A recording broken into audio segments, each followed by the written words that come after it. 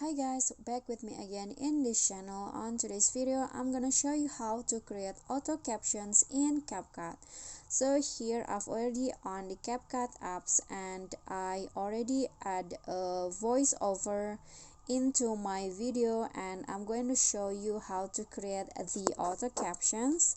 So you can just click on the text and here you'll find the auto caption. Just click on that and the CapCut will detect the sound source. So since this video has a voiceover, it will automatically choose the sound source in a voiceover, but if it isn't, it will choose original sound. So you can also select language so that the caption will show more correctly, I think. And you can clear current subtitle if there's any and just click on start.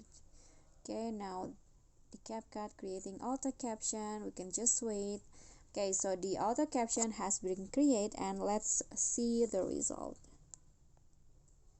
Hi guys, so this is how you can create auto captions in CapCut. So easy. Okay, so I think the result is pretty good, and you can also make some adjustment. You can change the style of the caption, you can add some effects and bubble and etc. You can also change the color.